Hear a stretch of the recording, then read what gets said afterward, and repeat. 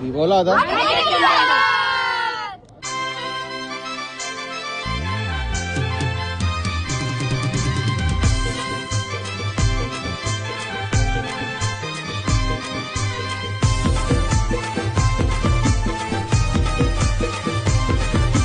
DJ Umesh.